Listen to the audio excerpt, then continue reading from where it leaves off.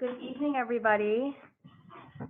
Greetings from the Kresge team. We are so excited that you are taking the time to join our webinar today. Please let us know via chat if you have any trouble hearing us. And also, please use the chat function for any questions that you might have for us. We're hoping to keep the last half of this call for your questions. So I'm going to turn it over to Chantal Rush to speak about KEPM. Thank you, Che. Thanks, first of all, everyone, for joining us. We know your time is very valuable, so we're glad to have just a small bit of it today. We are very excited to meet today to talk a little bit about Kresge Innovative Projects Memphis. And our goal of the webinar today is really to share a little bit more about this initiative, what we're hoping to achieve with it, how we'll be reviewing proposals, just so we can be as transparent and as helpful as possible as we go through the process. So before we dive in, I'd like to introduce our speakers that will be presenting. So my name is Chantal Rush. I work with our American Cities program, and then I have in the room with me Joy James. Hi everyone, my name is Joy James and I'm a fellow with the Detroit program here at Kresge. And if others would like to introduce themselves as well from Kresge. Thanks, Chantal. Hi everyone, my name is Che Kim. I'm a fellow on the American Cities team. Hi, good evening. My name is Michelle Johnson. I'm representing the Arts and Culture team. Hi everyone, my name is Kelly Leone. I'm with the communication staff here at the Kresge. And I'm Marcus McGrew. I lead our program operations and information management team at Kresge. Great. So if we can't answer your question, we need to do better because we've got a whole bevy of us on the phone. So what is Kresge Innovative Projects Memphis? If we could go to the next slide. Awesome. So Kresge Innovative Projects is actually an initiative that we started in 2015 in our hometown of Detroit. And it was really, really aimed at helping to support residents, community groups, block clubs who had ideas to strengthen their neighborhoods. Since 2015, we've actually funded about $6 million of projects in Detroit and about 70 projects through the initiative in Detroit. And so this year, we're really excited to announce doing something similar in Memphis. The idea really is for us that resident-led innovation is at the core of civic renewal and civic change, and it's the cornerstone of our commitment to really showing that we stand behind providing resources to communities and neighborhoods. We really look at this as a way to support vision and creativity, and a way to fund ideas that actually advance priorities that exist in neighborhoods. And ultimately, our goal is to strengthen and accelerate really positive change that's taking root in neighborhoods and being supported by resident leaders. So what does this look like in terms of projects? In Memphis, what we're hoping to do is support Memphis-based nonprofits or neighborhood groups that are based in Memphis. So eligibility means, the work has to be within the city limits. We're looking for projects, as I mentioned, that will strengthen Memphis's neighborhoods. And we're also looking for projects that advance neighborhood priorities. We've gotten a lot of questions in the past, like whose priorities when we've done this in Detroit. And what we're really looking for is some, like evidence that there's a group of residents, more than just, one person that really believes this is a priority for the neighborhood. And that the projects are, reflective of the culture and the identity that exists in the neighborhood today, and aren't just kind of like, projects that have popped up, right, without any sort of reference to people who live there or, have a history in the neighborhood. We're looking especially for projects that are shaped by community members through collaborative processes. So, whether if it's a physical project that residents have been involved in actually the imagining of the project and what it might look like, or if it's a programming project that there's some evidence that this is something, that neighborhood leaders or residents have called for or think is a priority, and that, as the project is going along, perhaps their perspectives will be taken into account. Our projects, honestly, there's a list here of projects that we funded in Detroit in the past. People have repurposed vacant lots into creative green spaces. They've worked with the city to actually increase walkability in their neighborhoods. We've seen people infuse art into underutilized spaces. So we had a project, we were here in Detroit where there was a public space and it was kind of underutilized, and people thought about, oh, how could we actually use this as more of a space for the neighborhood, and it's the artists that live in the neighborhood. We've had people look at actually facilitating youth-led efforts. So where youth have an idea to advance a priority or of a neighborhood or a community in Detroit. We've also funded renovations of neighborhood buildings into community hubs.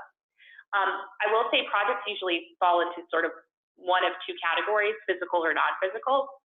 So an example of a physical project would be a rehabilitation of a vacant building, and something like a non-physical project would be something like a workforce training program. Whether the project is physical or non-physical, there is one kind of catch, which is we do not want to leave a lot of people hanging with starting new projects with a 24-month grant, and then when that grant's up, if we can't fund them, the project having to stop or not be supported. So we are really looking for either programming that ends after those 2-year time frame, or there's a clear plan or some sort of vision or idea for other people funding it. And there has to be sort of like a, hopefully something that's been achieved at the end of those 2 years. Or if it's a physical project, we're looking for just some ideas, like a sketch of how people are thinking that they would take care of the maintenance of the project, and maybe that would come from other grants or other sources. Or we've even seen some projects where people have created like a space for people to do small business, and they think they're going to capture fees. So with physical projects, often the grant goes for the construction, and we're just looking to make sure that folks have thought through how it will be maintained later on. These are just some examples. We don't at all want people to be hamstrung by what we funded in Detroit. We are interested in whatever ideas people have, physical or non-physical, in Memphis neighborhoods. And I will say, to not be scared, hopefully, by the word innovation. We've actually had a lot of people ask us about this, and it's not that we want to fund like things that have never been done before only. We really need by innovation something that has the power to transform a neighborhood in a positive way. And maybe it's something that hasn't been done in a neighborhood, or it has been done in Memphis or in a community, and it has the power to create positive change. So I will turn it over now to Shay to talk a little bit about the timeline. Thank you, Chantal. So before we go into the details of the application, we wanted to go over a high-level application process and the timeline to keep in mind. So as you can see, before you even start the application process, we're asking that you register on our online portal. It's called Flux by May 13th. So this is critical, and it'll only take you a few minutes. And the reason there is a slight gap between registering online and then putting in the concept proposal is because it takes a few days for it to process on our end before our applicants are able to begin working on their applications. So we just want to make sure that you guys have ample time, and that things like registering on a system is not an issue. And then we can kind of see this process as 2 phases. Phase 1 is submitting a short concept proposal by May 24th through our Flux system. And from that pool, if you are invited for a full application, you'll be submitting that application by July 26th.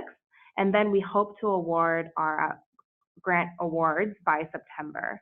And so the reason we have it in 2 phases is because we want to be cognizant of everyone's time, and make sure that if you are putting together a more detailed application that requires more of investment in time, as well as phone interviews, we want to make sure that it is taking into consideration your time. So who can submit a KIPAP application? We do have a few considerations as to who is eligible to apply. Now, we want to emphasize here that we don't want this to seem like it's excluding anyone, and want to keep our focus on supporting good neighborhood projects. Some of these bullets, frankly, exist for regulatory reasons with our tax status, but we want to be transparent with you and are open to answering questions and working with you if you do not meet the criteria. So what are we looking for? The organization must be incorporated in the state of Tennessee, located in and primarily serving the city of Memphis, have at least 2 years of experience working with and serving Memphis residents, and also have an IRS 501c3 designation or operate under a college or university. Unfortunately, the organization cannot be an elementary or secondary school, a religious congregation, although faith-based organizations, such as faith-based community development organizations, may apply, a for-profit organization, or an individual. And I'll just stress here, although we ask for 2 years of demonstrated experience working with and serving Memphis residents, this does not have to have been through a formal organization. We just want to see that you have experience working in your community and that you know the residents as well. So if your organization doesn't meet the following criteria, however, we encourage you to seek a fiscal sponsor that does meet the criteria. What a fiscal sponsor is that although even if they have no direct role in implementation of the project, they would act as a fiscal agent, meaning they are able to receive and disperse the grant funds. If this applies to you and you are interested in identifying a fiscal sponsor, you don't have to have this during the first phase of the application or during the concept proposal phase. You'll be asked to list this fiscal sponsor if invited to apply for that full application with the deadline in July. Now I know this can be a bit complicated, but more information can be found online, and please don't hesitate to reach out to us for more information on eligibility and fiscal sponsorship. So how will a KIPP-M grant support my project? The types of grant you should apply for will really vary project by project, but you can apply for one of the following: a planning grant for up to $35,000, an implementation grant of up to $150,000, or a combined planning and implementation grant for up to $150,000. Regardless of the type of grant awarded, you'll have 2 years or 24 months to complete all grant activities. Some examples of these types of grant include for planning grants, projects that really require more time and resources to prepare for execution.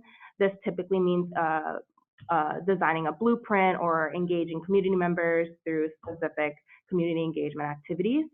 An implementation grant, it's a little bit self-explanatory, but it's if you've already completed planning activities and are ready to execute. This could include the actual construction or rehabilitation of a project.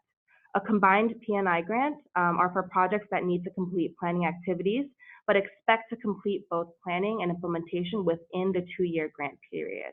I will say here, if you are awarded a P&I grant, the organization must complete planning activities before receiving payment for the implementation phase. So, what are the key criteria for a quality application?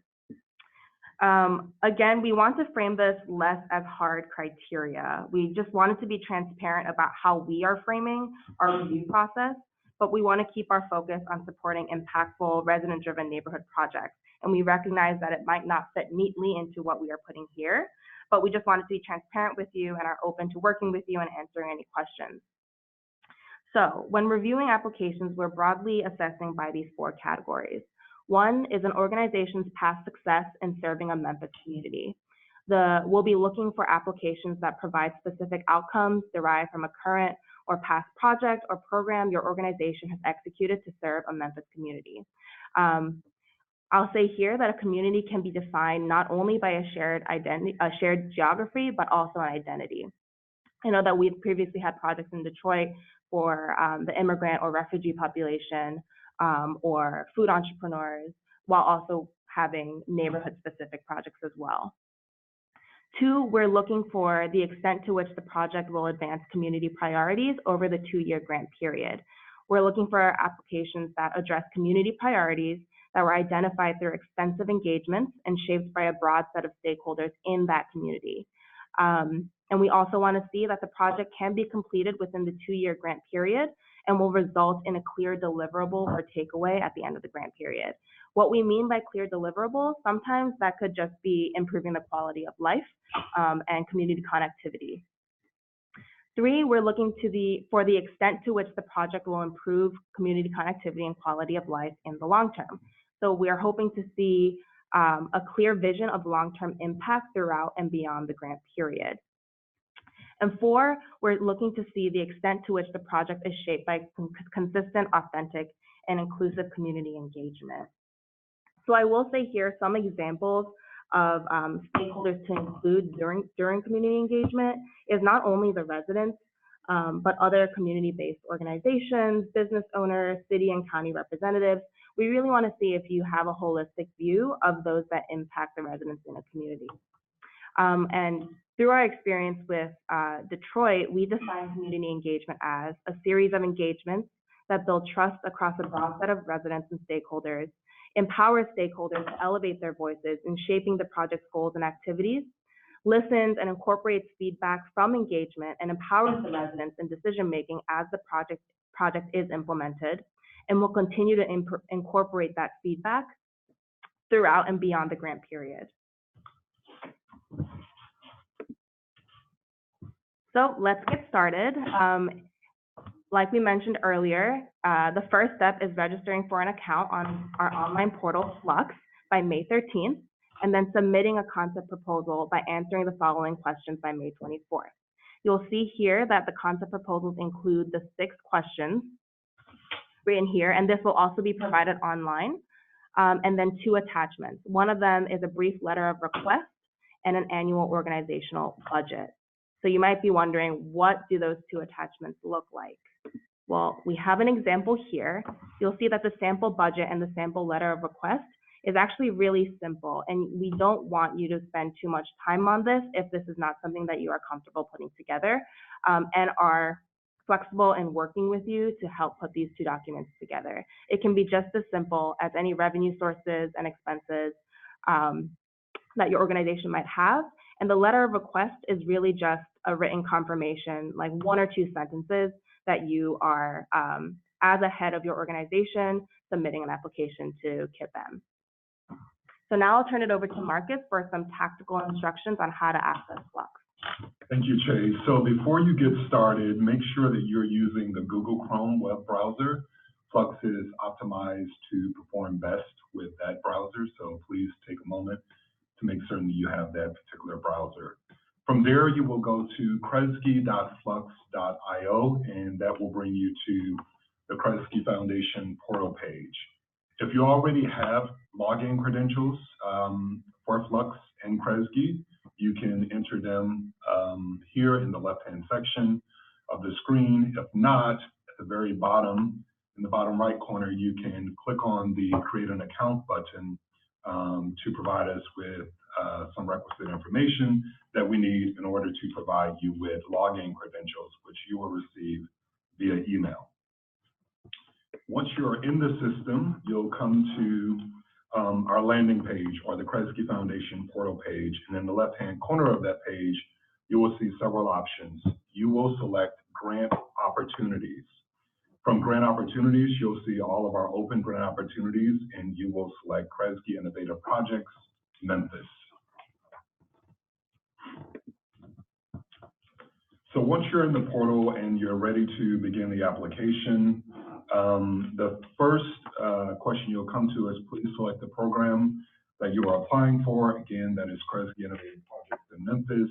And then below, we provide a few tips for all of the information that you'll need to provide throughout the application, such as project title, grant period, duration of the grant, type of support is project support. You'll also provide us with the organization type and the focus of your grant.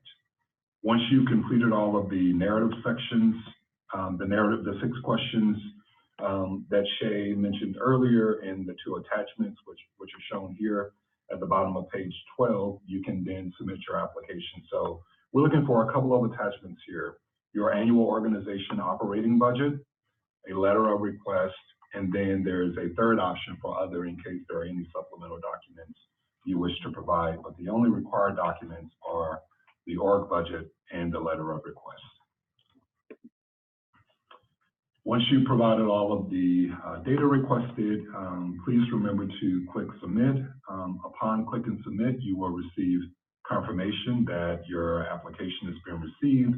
And in the portal, your application will move to a section labeled Grant Request under Review. Again, key upcoming dates, please be sure to register for login credentials to our Flux system by Monday, May 13th. And also be sure to submit your concept proposals by Friday, May 24th. Great, so now we want to actually turn it over to you all. If you have any questions for us, please feel free to use the chat feature. It looks like we already have a few questions in.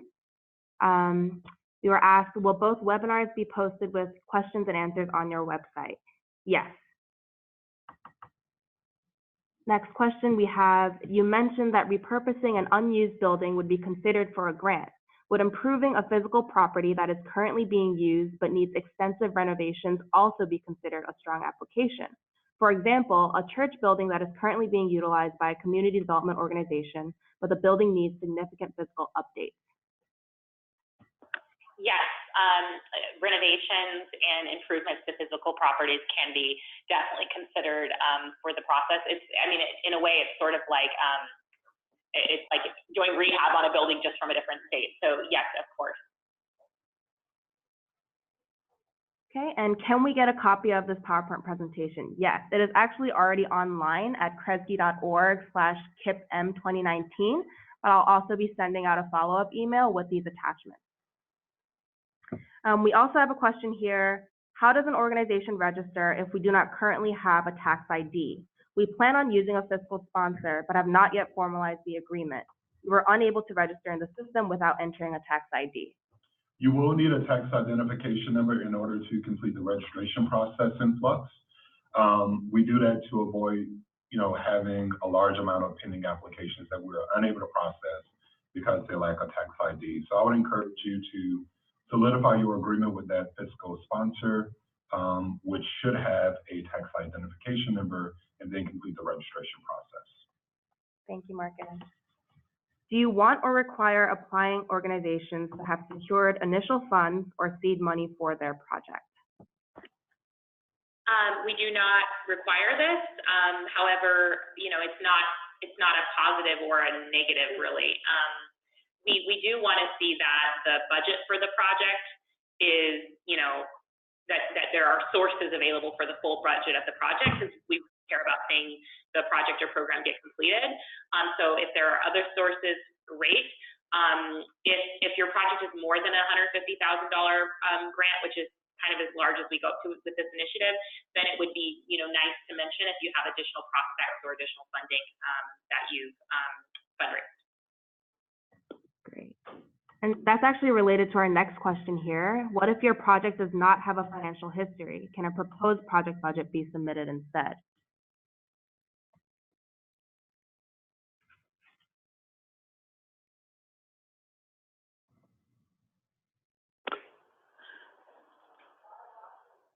Yes.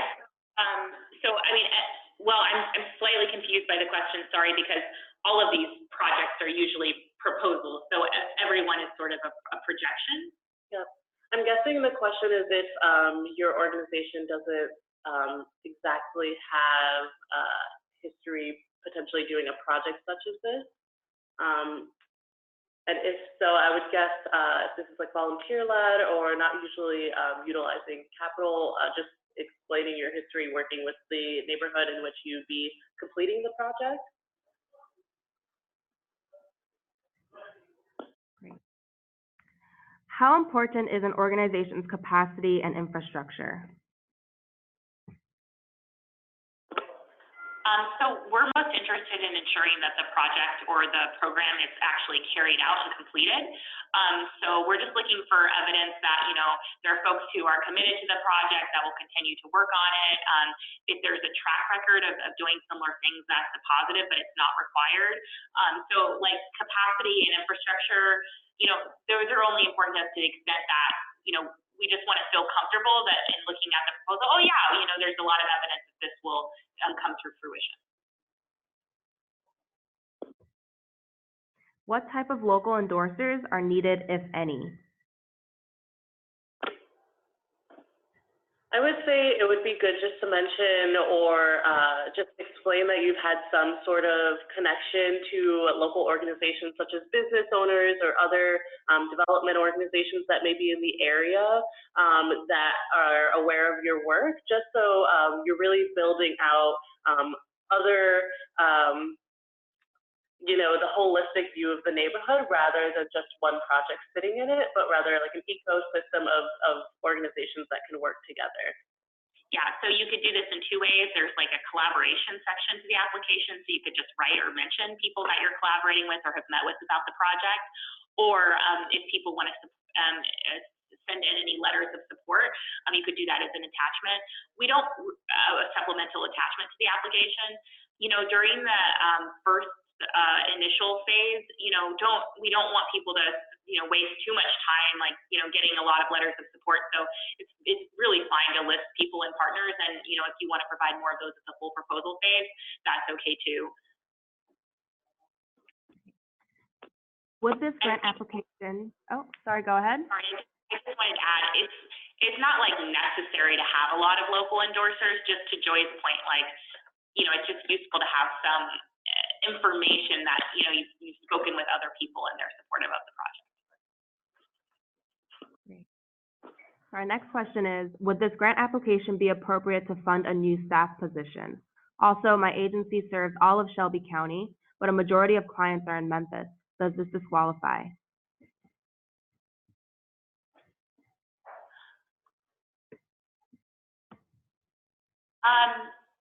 Kay, could you do the question one more time? Yeah. Would this grant application be appropriate to fund a new staff position? Also, my agency, actually, we'll start with that question first because it's kind of twofold. Yeah, sorry, it was the first and second one. I was like, oh, yeah, okay. That makes... Yeah, so what we know that projects and programs often take a lot of people's time to actually complete them and to stay on top of them and to run them. So it is completely appropriate to include a staff or organizational support line item in your budget that accounts for staff time that would be needed to execute a project. If you think it's a full time employee, then that's fine. If you think it's less than that, that's fine too. I would just add that as an explanation as to why the additional staff is needed on the project would be really helpful in our assessment. Our next question is, what if your organization has the history but does not have a financial audit? We only have the annual 990s.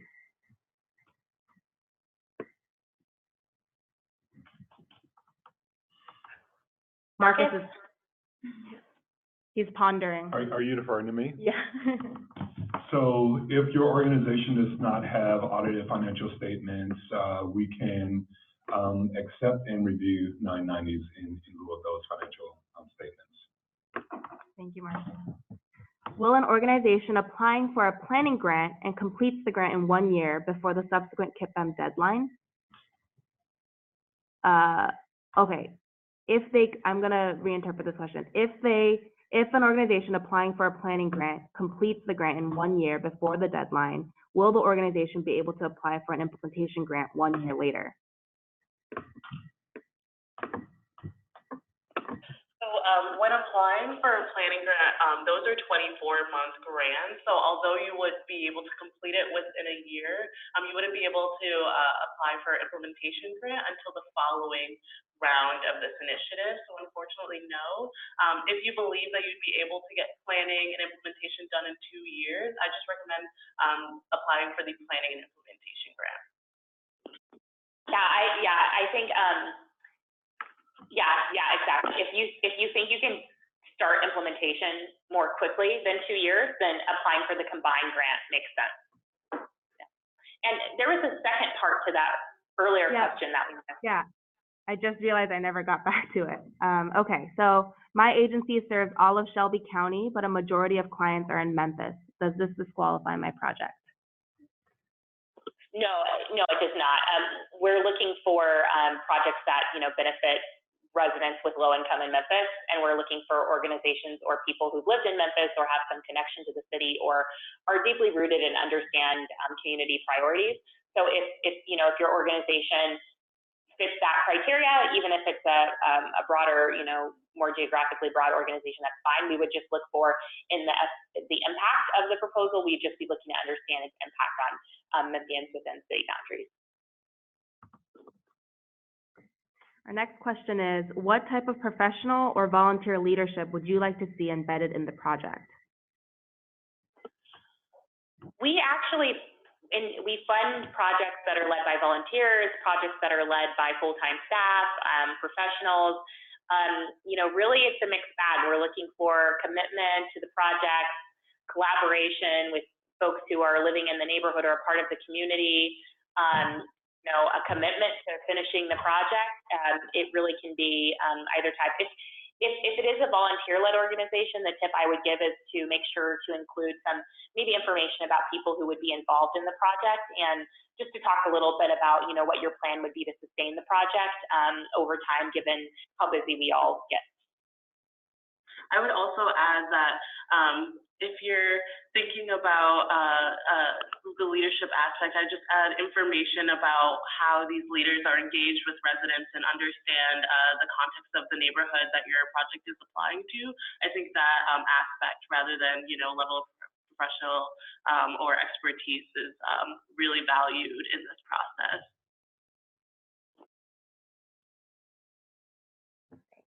The next question is, what are the key elements you are looking for in a proposal and how will they be weighed? I think that is, we actually covered in the presentation on this slide. If anyone else had any additional details they wanted to provide. Yeah, I would just say we have a scoring rubric when we look at these proposals, and we're actually looking at these things, and then we're rating them on like a scale of 1 to 5 for each of these criteria. So, like a very authentic or inclusive community engagement would be for a planning grant that someone has actually, plans to engage community or has engaged community already. For an implementation grant, probably having already engaged people around the project would be a 5. The extent to which the project will improve quality of life, that's, like a 5 would be that it's going to impact things positively very deeply in a community, or it could impact the neighborhood and the city or the community. And it's also strong if, for instance, maybe it impacts a lot of people, a little less, so it's about depth and breadth of impact there. For advancing community priorities over the 2-year grant period, we're just looking to also think through that, we have the timeline makes sense, and it feels like, this is something that could be done in this timeline. That's like a 5 on that. And then task success in serving the community. We're just looking for a sense of confidence that, folks have connection to the community that they're hoping to serve. And, a 5 on that looks like people have a lot of experience or are, or the way they've communicated, we feel very confident that they're deeply rooted. Great. And I know that arts is also a big part of Memphis culture. Maybe if Michelle could speak a little bit about what kind of criteria we might be looking at for arts-related applications. Thanks, Shay. I just want to share just a little bit about the Arts and Culture program of the Kresge Foundation as a part of partnering with the ACP program around Kemp M. So just to put it shortly, because we have a lot of information and detail on our website, so I would encourage you to go to our webpage on our website to look at examples and more detail about our strategy. But essentially, we're looking at the integration of creativity and culture as part of an approach to revitalizing community. We are centering those impacts around that could bring the nodes of social cohesion, a sense of resident agency, and a sense of narrative change, and really looking at how you use creativity and culture as a way to solve some of the issues concerning the community in a said neighborhood. So whether that issue is focused on vacant and blighted, spaces, is it focused on a particular focus on food access or small business development or social entrepreneurship. Those are the kind of things we will want to see how creativity and culture are really centered and integral in making those projects come to life and be really useful for the residents that we want to serve, which are those who have been marginalized and disinvested, living in disinvested communities. So I will stop there because I can go on. But projects in Memphis that we have funded together has been the Slim House in Memphis. We did some work in Binghamton around food access. So if you are anywhere near those entities and know those individuals running those programs, you could definitely reach out to them. But yeah, I would just encourage folks to look at our webpage if you have any questions. Thank you, Michelle. Our next question here. Yesterday, sorry, on the webinar yesterday, somebody asked around like what areas Kresge funds in, and I would say to Michelle's point, so American Cities, we fund very broad community and economic development work. So almost anything that has to do with like quality of life in a neighborhood, whether that's things to do with housing or community hubs or public space or that all, or small business and business creation, all of those things actually, align with our interests. Michelle mentions our arts and culture programs interests. We also have a health program that looks at social determinants of health, and they'll be looking for proposals that would impact resident health. And then we also have a human services program that will be looking at kind of projects that expand pathways to social and economic mobility for residents. And a lot of times that looks like, programming or hubs where people have access to tools that could help them on their pathway to success. Thank you, Chantal. Our next question is, could you talk about how Detroit residents use planning grants and then use an implementation as a separate grant? Yeah. So an example of a planning grant is, an organization that really wanted to create a community space that could not only be a space where residents can engage and host events, such as community organizations, but also just a casual space where you can work.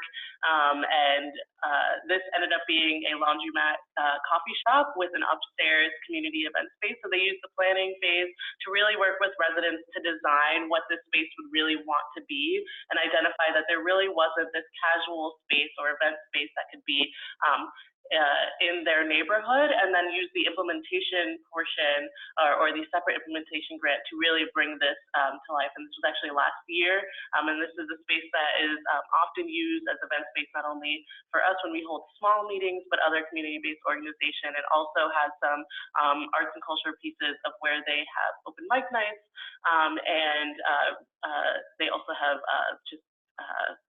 sorry, I'm blinking, but they also have a coffee shop and laundromat built into that. So that's an example of where they really use the planning grant to speak with residents about the design process, but also went back for an implementation grant to build out the space as well.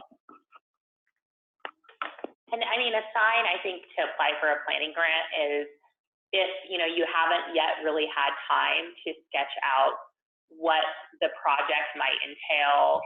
If you want to do more, meetings, community meetings, work more alongside other people in your neighborhood for a bit longer so you can sketch out a budget and a timeline, then, that's a very good use of a planning grant. Whereas if you have a pretty concrete sense that like, this is the project I'm going to do and here how long it's going to take and here's what it's going to cost, then I think that's a good indication of maybe being ready to do an implementation. Great. Next question is, does the project have to have a quote unquote history? Is the foundation open to funding a demonstration project? Yes, we are very open to funding demonstration projects. And in fact, one of the things that we love to do here at the foundation is sort of seed new ways of working that create different results, and maybe, approach things from a different angle or, in a way that involves people in a way that they haven't been involved before. Does the project have to have a history? No, I mean, when we talk about history and narrative and culture, we're just saying that we don't want to fund something that like stomps on, right? Like, voice and leadership of people who live in a neighborhood today. So it doesn't have to have a history. It's more, we're looking for projects that rise from something that community members and neighbors voiced as a priority. And that could have been a prior planning process, or it could be something that, people know because their organization works with residents every day. Michelle? No, I was just going to say that, and I think that, there's so much history and culture in Memphis, and it's hard to imagine that neighborhoods don't have connectivity to that. And I think all that we're trying to see and understand is just how the particular projects are really let me put it to you like, let me put it this way. I think it's important to understand history and culture so that we won't create projects that are not inclusive of and respective of the histories that the myriad of people who live in that neighborhood have. We want to be able to see that how you're blending and braiding these all together to create something equitable for everybody to tap into. Okay, our next question is, can a department within the city of Memphis submit a proposal? So it's because of the way that compliance and tax law works, it's much easier for us to fund 501c3 organizations. So I'd be curious Marcus's perspective on this. Mine would be that it would be better if the city were to partner with a nonprofit organization and or have a nonprofit organization as a fiscal sponsor. I agree. Great. So we have a arts question here. Small and emerging arts organizations often need fiscal agents. What type of things should they look for from a fiscal agent?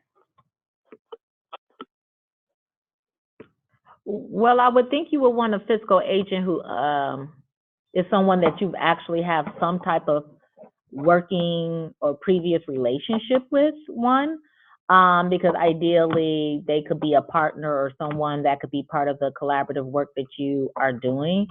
You will want a fiscal sponsor, someone who has the requirements that you need to actually be able to apply for this program or this particular offering.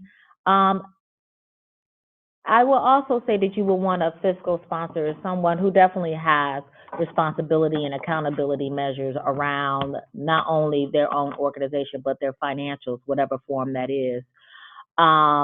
So that because funds will be flowing through to that particular entity, so you just want to be sure that they have accountability and measures in place that can protect, their interests and yours during this process. Marcus, did you have anything? Yeah, I would add that while we do not require here at Kresge a memorandum of understanding is really good practice.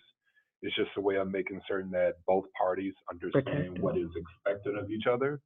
So I would highly suggest that should you partner with a fiscal sponsor, that the two of you sit down and make certain that you're very clear and in agreement on expectations of one another. Yeah, and the way we answered this yesterday too, and thank you guys, is that we totally understand that you might be working as an artist and not have had a relationship with a nonprofit as a collaborator for a long time. If you do, you have a great idea. We don't want it to stop you if you want to find a new nonprofit to be a sponsor. But the most important thing I think is that sponsor can be a really important, they are very accountable with your dollars. And that you have a lot of confidence that they're able to hold those dollars in their bank account in a way that's not intermingled with other dollars, and that they're going to be accountable to dispersing those funds to you and also helping with your reporting. We have another fiscal sponsorship question. Will a fiscal agent have, have a limited number for applicants for KIPM? So is the question, sorry, it's getting late in the day here. We're we're on East Coast time and it's dragging. Is the question, can a fiscal sponsor, how many applications can one fiscal sponsor submit? Yes, an unlimited number of applications. Great. Would rehabbing a building for a homeless shelter for women qualify for this funding? Yeah, I would actually say one organization here in Detroit has received a grant to rehab a building to potentially have a shelter for trans youth in the area. So I would say yes. To think about this in context of implementation, just to really think about what maintenance would look like and sustainability for the building is something really to look into with this project, if that's what you would move forward with. Yeah, I mean, we'd be looking, we get this actually a lot with buildings. We're always thinking, it's great when people build community hubs or community assets, but then what would it take to actually maintain the upkeep, to keep the outdoors okay, to have security, to fund the space going forward? It can be very expensive. So if there could just be some sense of how you would pay for that later, that you understand the expenses associated with it, and also a sense that there are going to be staff and time and capacity to continue to store the asset. So here we have, I was wondering about a project that might engage several neighborhoods along the socioeconomic continuum. Example might be a farmer's market in a public park space that is tangent to several different neighborhoods, some more affluent and others less affluent. Yeah, that's actually pretty interesting. One of the things that we think about as a foundation really often is the idea of creating public spaces or places where people can interact that don't normally get the chance to interact, or that sort of decrease sort of economic segregation. I think, this is because though something like this would be physically in one community, we would still be looking for evidence that the community in which the physical project is going to be hosted is, amenable to this, thinks it's a priority, and we'd be interested in understanding, what are the kind of outcomes that you would hope would come from this type of project. Great. We have another question here. What is the foundation's position on organizations that are a private-public partnership between the City of Memphis, local nonprofits, and private businesses? We love public-private partnerships and collaborations. That's how a lot of work gets done in many of the cities we work in. So, if it's an organization that has a 501c3 status, or is, a part of a collaboration like this and has a 501c3 status, we'd love to see proposals from kind of collaborative groups and partnerships. The trick is, as we mentioned before, because of our tax status, we give grants to 501c3s. There are additional requirements if you're not that, so it's just better if the application comes from a 501c3 organization. But if the City of Memphis or others are involved, that's great. For private businesses, we do always have the question, we are a philanthropic charitable organization. We're trying to share our resources with those who don't have the benefit of them. And so with private businesses, we do always have the question, is it the role of philanthropy to provide resources to private business, or is it something where private business could chip in a little bit more? So you have to think about how philanthropic capital is playing in that partnership, and is that appropriate, and is the private business contributing? But other than that, we're interested in those proposals. Thank you, Chantal. So I think that is all for the questions from those that are dialed in. If anyone else has any other questions, please feel free to type it in the chat now. We mentioned this on the webinar yesterday as well, but our team was actually at the Atlantic Forum in Memphis last week, and Victoria Jones of the Collective posed an interesting question to the group saying, I don't know how to write in a grant application that I see hope in my community with the work that I do. And Chantal, I thought you gave a really compelling answer to that yesterday. If you want to speak on that for those that are listening.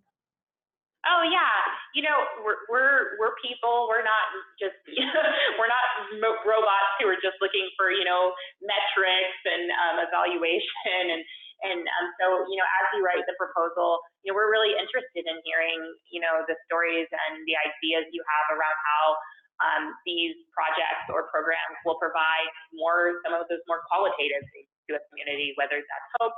And we love to hear, examples of or stories from or pieces from people and that maybe you've worked with in your collaboration, explaining how this might impact them. And not all of that has to be like a number. It can be in some of those more intangible ways. So whatever you view as the impact, and however community feels that this is important, we are really open to reading and understanding that. Thank you. We have another question here. Have Detroit residents and projects applied to other Kresge grants since KIPD? Yeah, so we actually see KIPD as a pathway into really just getting to know us and the Kresge Foundation, and getting to know organizations a little bit better, and the projects that they're working on. So yes, projects that have applied and received KIPD grants have gone on to be some of our grantees. Yeah, and yesterday somebody asked the question, like, does getting a KIPD grant preclude you from receiving other Kresge funding? Not at all.